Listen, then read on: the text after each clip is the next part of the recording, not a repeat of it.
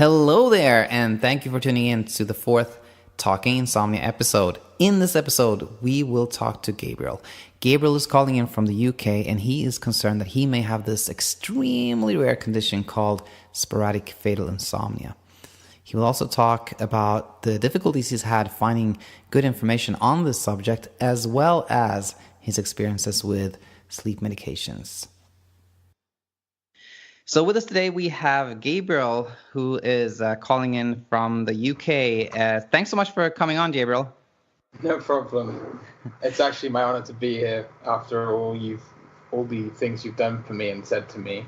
So thank you very much. Oh, anytime.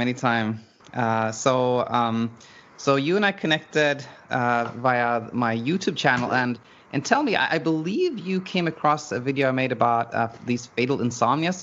Is that what happened? Yeah, well, let me just check. Sure. It was, I think, video 48 specifically, but I should check that. Here we are. If I look at your channel and I go on to the video list, it should be 48-ish, 46, sorry. Sure. And I how found that. You found it, and was it like, did you go on YouTube and in a search for fatal insomnia? Was that how it happened? Or? Basically, you know how on Google you can search for something and there are about 5 tabs which are all news, images, videos, maps, and then more. Yeah. I just went onto the video section of that, and one of them, I looked through the videos and I saw 2. One was a documentary, and I was like, well, that's not very helpful because I want more concise information. And I saw your video that was literally just titled about SFI and FFI, and I thought, well, shit, that looks if swearing is all right. Sure. I thought that looked really great, and I was like, well, damn, that looks good. So I went onto it and gave it a click, and I watched it, and I was really happy with what you said inside of it, and I was really, that's it, really, isn't it? And that's exactly. And then you sent me an email, I believe. But tell me then, so how did this came about? Like, why were you? What made you worried that you may have? And by the way, for listeners out there who are not familiar with the topic, there are these 2 extremely rare forms of, they're called insomnias, but in my opinion, and we'll talk maybe about this later, maybe they shouldn't have been called insomnias. But anyway, there are these 2 extremely rare form neurological diseases, really, that make you sleep extremely little. In reality, you don't sleep at all for really months at a go. So just a little bit there for listeners who are not familiar with this. But that said, what made you, Gabriel, worry that you may have one of these insomnias? Oh, it's a very long story, but I learned about them, that they existed, about easily more than a year ago at this point. And it was just by accident, really, and I really wish I never did. But I was looking through Insomnia because I was having some kind of bout of insomnia, and it was feeling really down. And then I looked up, well, can insomnia kill you? Because, everyone has that one worry about whether insomnia can kill you or not. And I thought, that would just be a harmless search I'd probably come up with. No, it can't.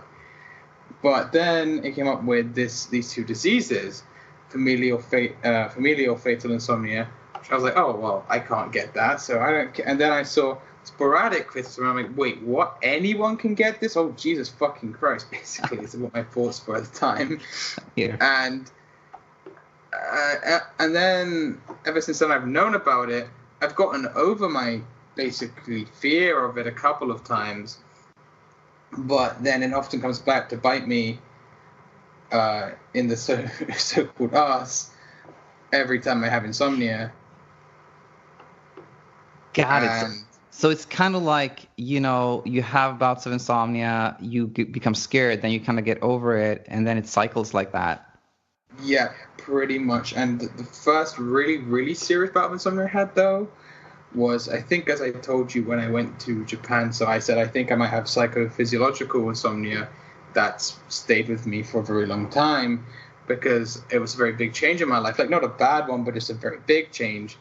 And after I moved, at some point I had really bad insomnia, took Belsomra for it for 3 days, and I had for 3 days I took Belsomra, I was fine, went back to my normal daily life and said, yeah, well, this is all good now. So take us back, Gabriel. So that was, how long ago did you go to Japan? Let me just remember. It was. It doesn't have to be exact, but you kind of roughly. Yeah, no, it's just that it's a bit complicated because it went from 1 year into the next. So yes, it would have been 2017's September, I believe. Got it. And up to that point, had you been sleeping pretty good, or you had like a little bit? Generally, I had like smaller, much more contained bouts of insomnia, like very safe, small, harmless versions of insomnia, like nothing that was extremely bad, but occasionally I get like a sleepless night or something, or I have some problematic days of like poor sleep, so maybe 1 to 2 days at most. Yeah. And the longest before now had been 3, and that on those 3 days I didn't sleep at all. Really, I slept 1 to 2 hours basically. And then you moved to Japan, and was it like in Japan or upon returning that you started having more like serious insomnia? Upon moving, but it wasn't immediately. It was, well, it wasn't. Well, it got a little worse at first.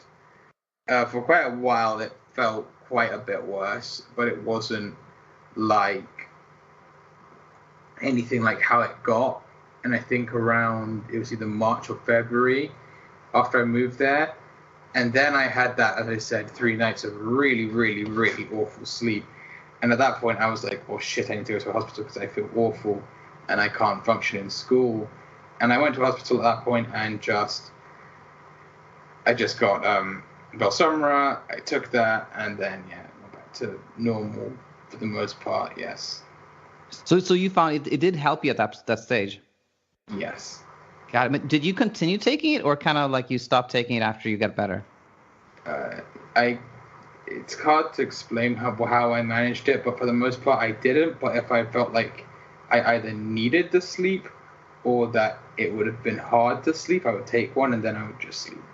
Got it. Easily. Got it. And then take us up until like recently. So I'm guessing like you had a bout of insomnia, you found my video, and then you've also seen a sleep doctor recently. Like, just tell us like how are things going right now?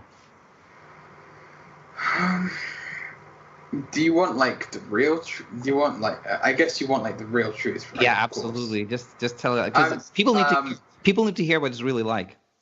Well, what it's really like is I feel like, and I'm being honest here, I feel sort of like, for me, that I'm losing hope, that I feel like I'm going to die because I feel like, oh, I have SFI or something else, or I don't know, and I've been getting this sleep for such a having these sleep problems for such a long time now. I've never had it like this before. But of course, that also couples with the fact that I've never really been so stressed out while having sleep problems before, and also couples with the fact that I've basically kind of really, really, really gotten so worried that it's kind of started consuming parts of my life. So for any of you out there who are listening, I'm a very strange individual with, well, not very strange, but more uncommon individual with 2 girlfriends. I've told Daniel about this already. And we're in a long-distance relationship, all 3 of us.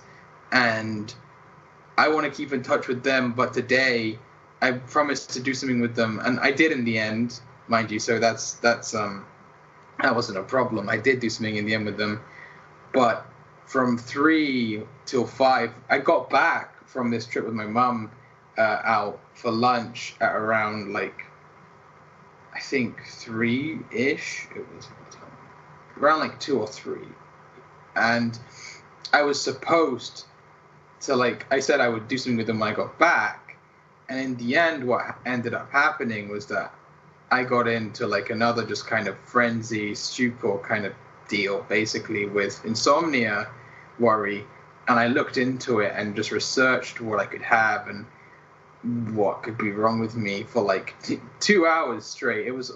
It's ridiculous now, and it makes me more anxious in the end. Really, it doesn't make me feel better because I just don't know what's going on. And another big problem, in my opinion, is that there is Reddit Insomnia, but there's no really good, I think, dedicated place for insomniacs to go and meet all kinds of insomniacs, because often the Reddit insomniacs seem to just post, I don't see any people, for example, I've never seen a person mention that they have hypersomnia. If you don't know what that is, Daniel can probably explain better than me, but it's what I basically have. Well, not quite, but I have closer to hypersomnia than insomnia. I can sleep, but I wake up too early. Occasionally I have a bit of both, which is really horrible. But hypersomnia basically means you wake up too early. And I've not met many, or I've not seen so far many Reddit posts with people saying, I wake up too early. And I've also not seen people mentioning ongoing insomnia that's gone on for more than 10 days. And if they do mention, I'm a long-term insomniac, or I've had insomnia for 4 years, I've had insomnia for 2 years, they don't say how consecutive it was. They don't mention how frequent it was. They don't really give much detail when I've seen people actually mention that they've had really, really long-term insomnia. Like, they sometimes say the drugs they were on, or how fit or healthy they were, but I've never seen anyone really mention the duration, and I'm the only person who I've seen not on insomnia right now, but because I was really worried today, so I actually even made a post on Reddit for the first time in my life. Yes, I've never even used Reddit before, on Ask Doctors. And I mentioned how long I've been having this problem. So I said I've been having it for 13 days. And, that was it, really. Yeah. Got it. But well, that's what I think. No, this is. I'm very, very happy you're sharing this, because I think a lot of people actually feel in a similar way to you. And for those of you out there who are not familiar with the Reddit, it's basically a huge online community. Well, there's multiple sub communities, and a pretty active one on insomnia. But so what happens? One thing more I want to mention, hypersomnia really is kind of more like somebody who's struggles to stay awake, who's always very, very sleepy. And sometimes you can kind of have both, you can both have trouble sleeping and you feel sleepy during the day. But tell us more, so over the last, let's say, weeks here, when you've had a lot of trouble, what happens on a kind of, on an hour or a night to night basis? What time do you go to bed? How long does it take you to fall asleep, and those type of things?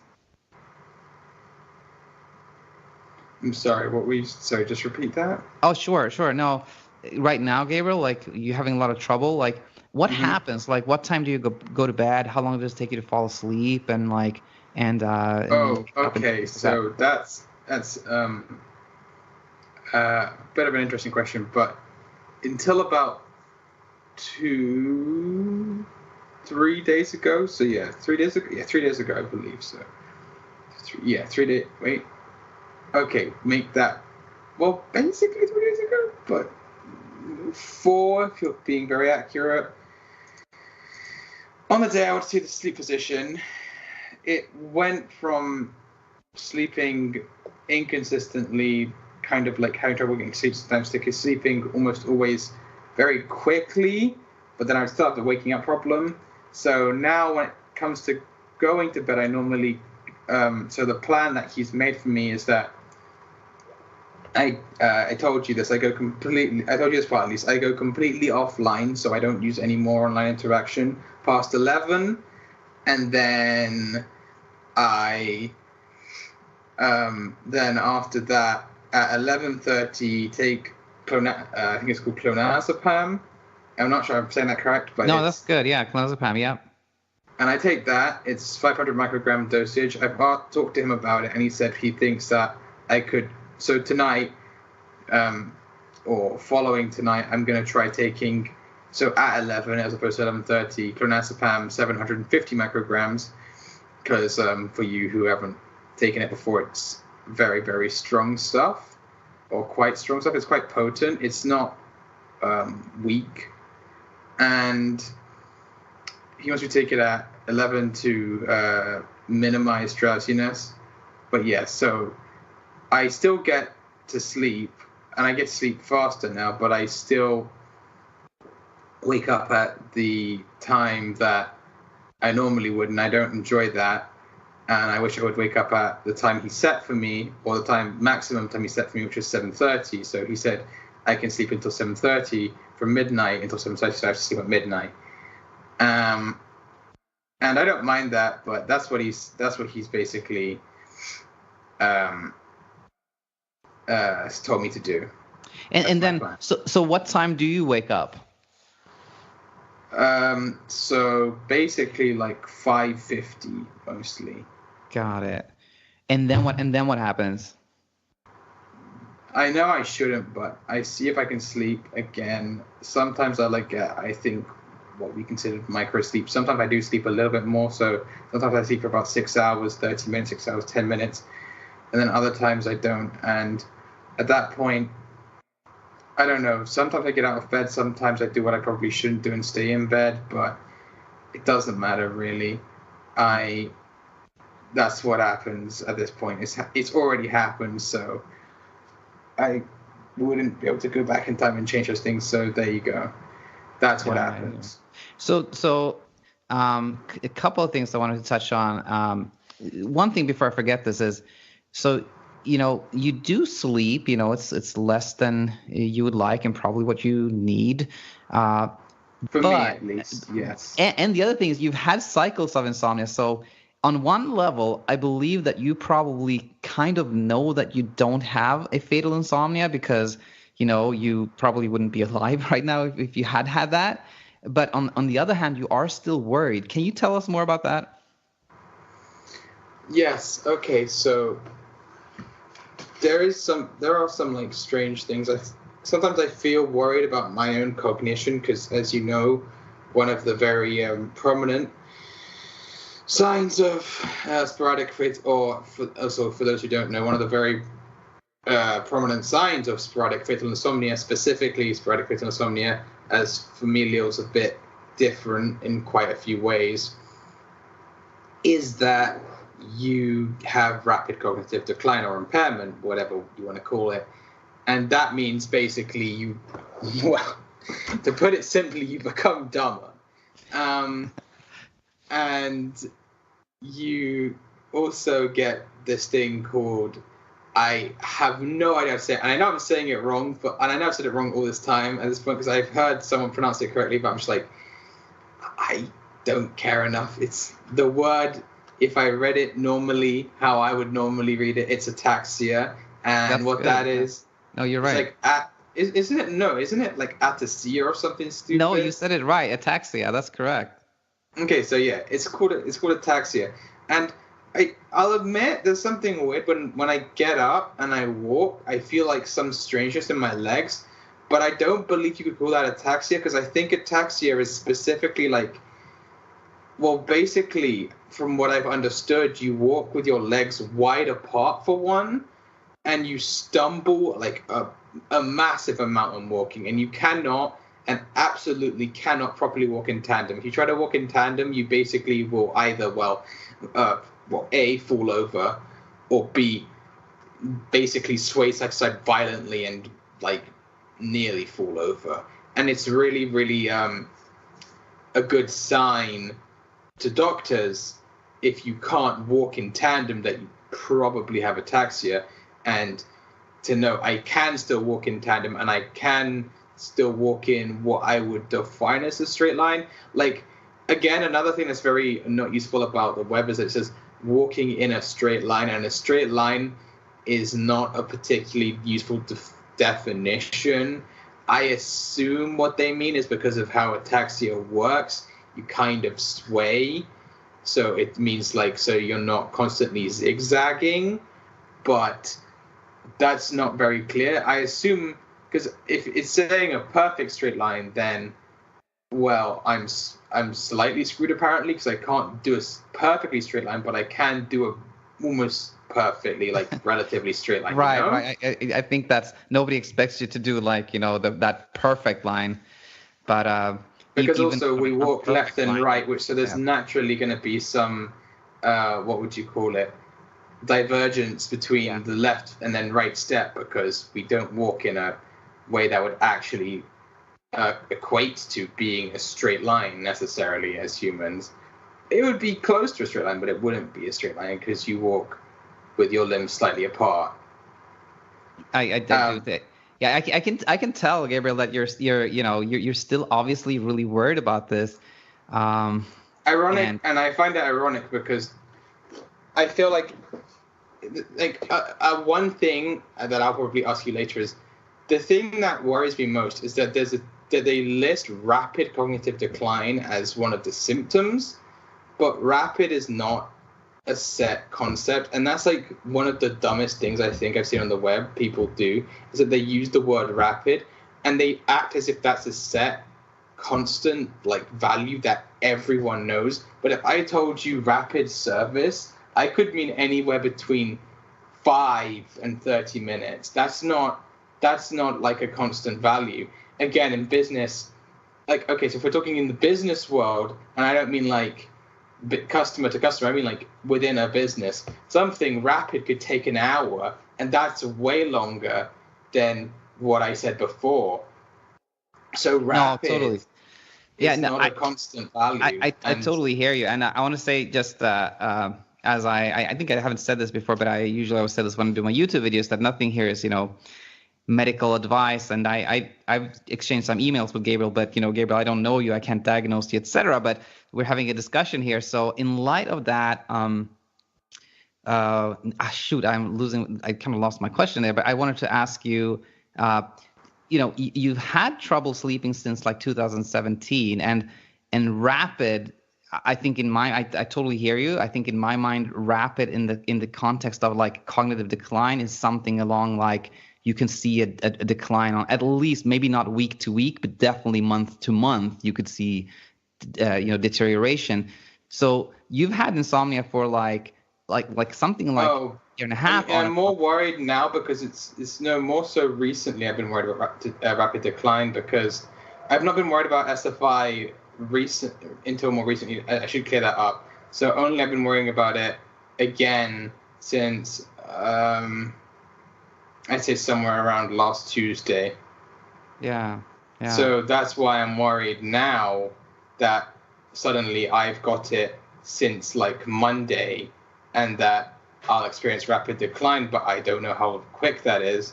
So I wouldn't know how to like judge whether I actually am having rapid decline or not, or whether I'm just fine. I mean, I've taken some short memory tests and I appear to be fine. I have a 92% recall rate with a generally under 900 millisecond response time. So, I mean, that's fine for now, but I just don't understand in what time frame I should be worried. I mean, does SFI happen?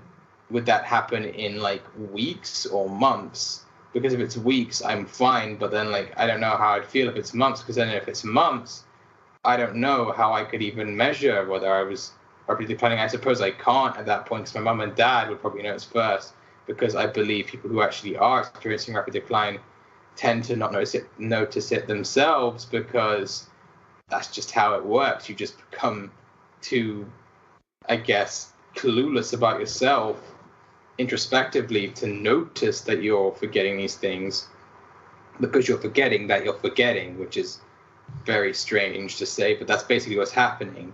No, I think you're definitely onto something, and I think something we should explain to listeners here is that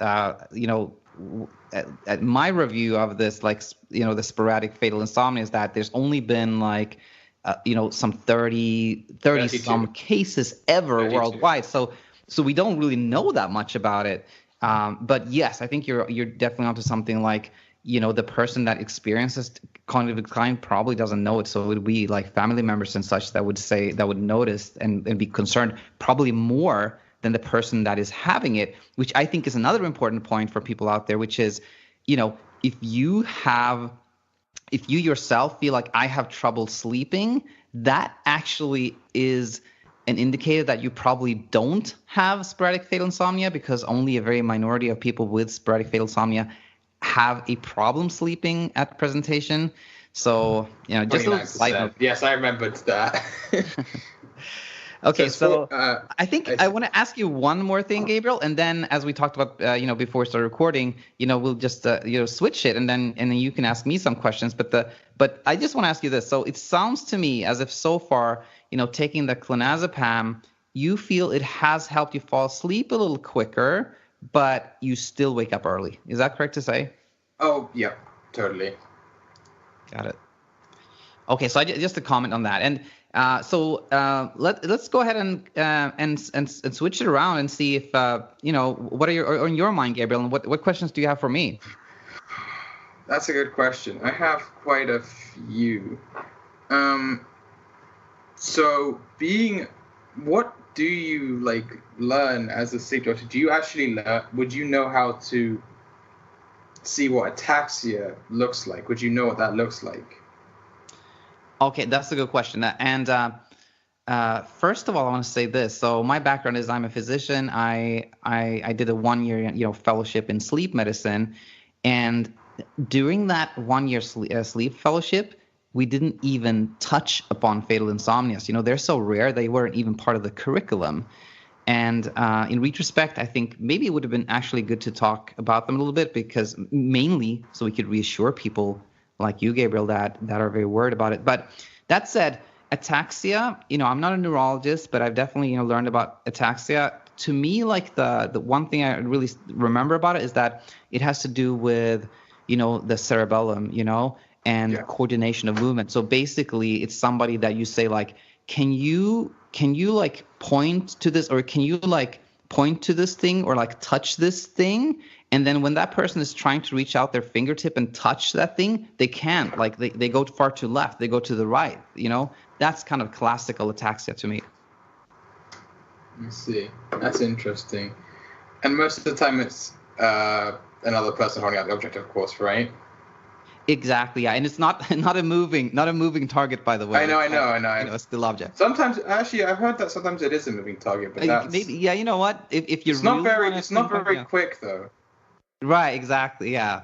No, but I can imagine that if you really, really want to, find really, really fine ataxia, maybe a slight movement could really tease that out. But yeah, that's my perception of it. I see. And another question I have is, so just before I ask this question, do you operate practice? Because as I said, I did Google you, and it seems that you do practice in a hospital or private, America, so everything's private basically in America. But you are a practitioner? Yes, so I'm an employed sleep physician at a hospital. So I'd say 80% of the patients I take care of have sleep apnea, and then the remainder of 20% have insomnia or restless leg syndrome, a few with narcolepsy, things like that. I see. And just because I want to ask you this, have you ever had a patient like me, or even worse, who didn't have familial fatal insomnia, or sporadic fatal insomnia? So that being someone who hadn't slept for 13 days properly, like me. Yeah, just to clarify, when you say haven't slept properly for 13 days, does that mean kind of now you fall asleep but you wake up too early, or? Yes, yeah. Actually kind of anything really. Oh yes. To be honest with you, I think because of that video I made on fatal insomnia, I've interacted with a few people here and on Reddit, by the way, who are concerned that they may have fatal insomnia. Not so much in my clinic, but I've definitely had a lot of patients that have had long durations of trouble sleeping, and I'm talking 20, 30 years, where they're go to bed at 10, they wake up at 11:30, they fall asleep at 2:30 again. They're up at like 3:30, and then they finally sleep an hour at 6 o'clock. So something like that. Things like that. I definitely see a lot of patients with that. So okay. So to be fair, currently what I have would be considered in your eyes quite mild. I definitely don't want to downplay it, because one thing you have to keep in mind is, for some people, something that appears mild could have like really a lot of consequences. But basically, when I listen to what you're telling me, Gabriel, and that you wake up pretty early, but you still get like maybe 5.5 hours of sleep, etc. I would pretty much consider it mild. Yeah, I would. And also duration wise, like 13 days, 14 days can seem like an eternity, but compared to most people with insomnia, it is a fairly short duration. Yeah. Thank you. So it is a relatively short duration. Also, like, I feel like also maybe I just want to ask you this question, but do you think that the effects of insomnia are actually downplayed when you look them up? Because I've looked at the symptoms of insomnia, just general insomnia, and I feel that it's often very, very downplayed. Okay, so here's something that I want to say to anyone who's watching this for whatever reason who doesn't have insomnia, I guess. Right. How do I put this? It feels like you're dying. So that's literally how it feels. I mean, it literally, to anyone who's ever had it, they can tell you. You get used to it eventually, apparently, if you have it for long enough. But for me, who's not had it for long enough, you basically feel like you're dying. And it really, really brings down your mood. It really ruins your life, in fact. It makes going to work, doing work, living, enjoying yourself, talking to other people, interacting hard. So when people say, when people say, when people worry about having it, and this is funny considering I'm a guy worrying about it, saying that they have fatal insomnia because of X, Y, and Z, you have to realize that insomnia itself can do quite a few things that familial fatal insomnia and sporadic fatal insomnia do themselves. And that's something that's very overlooked. And I think another thing that people need to understand is that stress on top of that actually creates even more. So basically, you would just double the symptoms and make it seem even more like fatal insomnia, when it's possibly just a combination of two things stacking up on top of each other. And then to even further that, drugs that stop insomnia. And this is probably one of the most ridiculous things about sleep treatments, in my opinion, now that I've started being through them, is that they make you goddamn tired. Yeah, that's right. To anyone who's never taken a sleep drug, they make you fucking tired in the day. I dare you, look up any sleep drug except melatonin. Don't look that one up. That one's a black sheep. That one's weird. It doesn't really make you that tired. But look up even goddamn NyQuil. NyQuil, one of the weakest medicines that you can possibly take. Or Nitol in the UK, sorry. So if you're watching from the UK like I am, Nitol. One of that, which is so weak that you can buy it over the counter in the UK. By the way, in the UK, we are I think America has one thing is very lucky for one thing. You guys can buy melatonin over the counter, can't you? Yeah, it's available over the counter, yes. Here, absolutely goddamn anal about any medication. You want to buy melatonin? Prescription. You want to buy like NyQuil long-term? People are going to start badgering you. We're much, much more concerned about that kind of stuff, and really stupidly so, honestly. And that's really one thing you need to realize, is that when you triple up on stress, insomnia,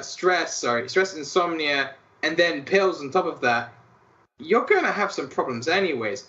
And there is actually someone I want to take a look at and predict the outcome of his prognosis that he's given himself, I think. This man, Zera or 22, you might have seen him, in fact, Daniel, on Reddit, is a person claiming to have fatal insomnia.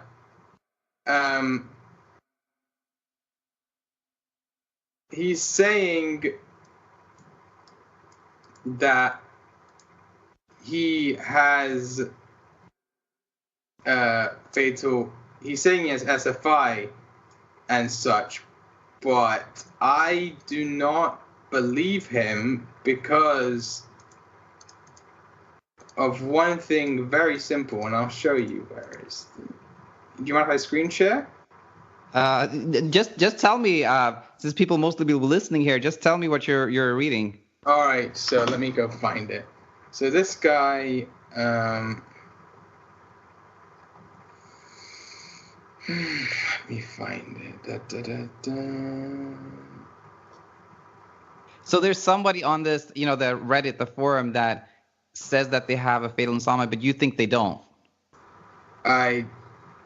Yeah, that is right. I think they don't because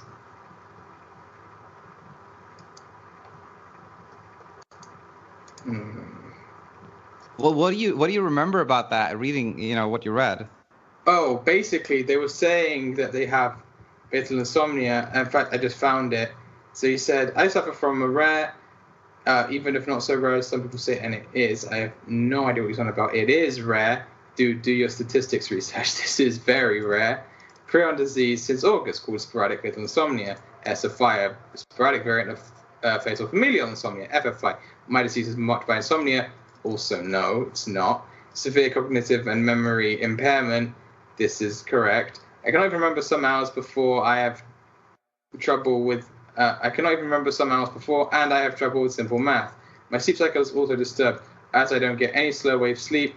The restorative part of it, just vivid dreaming and constantly waking up. This is some kind of thalamic CJD, and I have approximately more 20 months of life. He's English as a fourth language, I think, is what he said.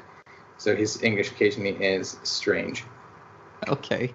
And then someone said, that is extremely scary. I've just watched a video about someone who had the same thing. How's that going for you, and how do you cope with it? I'm sorry. I'm just so interested and fearful about the subject that I'd like to know more about it, especially from someone who has it. And he replied, life seems to be running at a fast pace. Time feels way faster than before. The good part of this disease is that it causes severe apathy, which I've never heard, but I suppose, it does cause behavioral changes, so it's possible. So I do not care about dying from it or anything at all. I try to keep the same routine that I have without SFI, and I'm being successful on keeping it. I would say that my day is pretty average. You can ask me anything about my disease. I know this is extremely rare, and many people are curious about it, or even if they have it, in brackets. And then the person basically said, oh, it's very interesting, and I'd be freaking out if I was told I had only 20 months to live. And he said, I'm doing therapy with a psychologist, and I'm using medication to hold on while I can. I'm actually on Lexapro and Buspar. Anyway, I feel empty I'm just going to correct him here. I feel empty and as if I don't have any emotions at all, just completely apathetic. But you see, this is where I got to the point of, wait, what are Lexapro and Buspar? And I looked them up, and they're both SSRIs, basically. I think Buspar is an SSRI. And if you look, and this is hilarious because when you think about it, it's an anti-anxiety agent prescribed for the treatment of anxiety. Buspar is available as a generic drug. But this is the really hilarious part.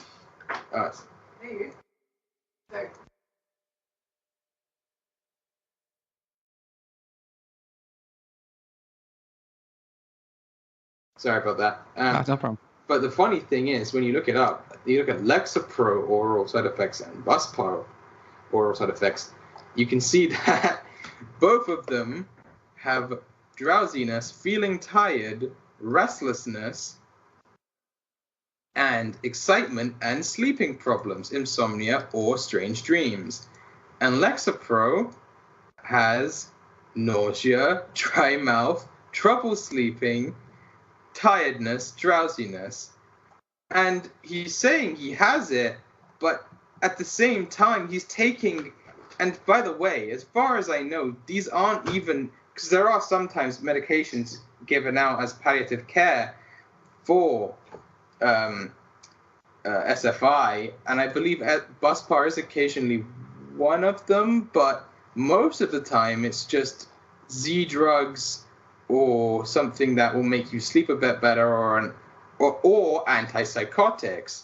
Yeah, antidepressants. I'm sorry to jump in here, Gabriel, but I think you bring up like two really good points. I think the number one point that you've already kind of brought up is like it is hard to get like useful information, and Reddit, can be. I feel like there are some people on Reddit that give really good advice, but a lot of it is like I don't know where it comes from.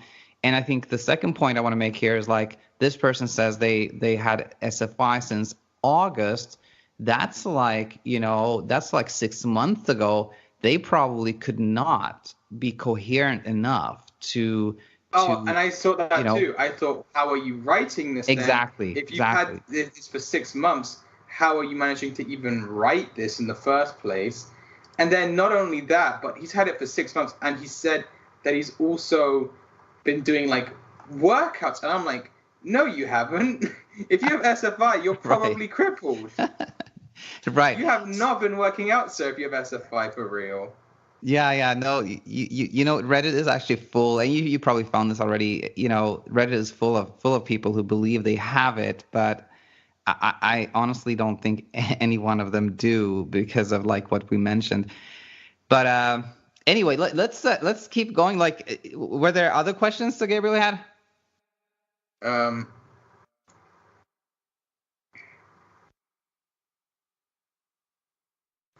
I think what we can do is we can kind of wrap up here, and then I'll just stop the recording, and if we find that there's more, we shall resume again. Yeah. How's that sound? That sounds fine with me. All right, Gabriel. Well, thanks so much for coming on, and we'll keep in touch. Of course we will. All right. Really enjoyed meeting you and talking to you in general.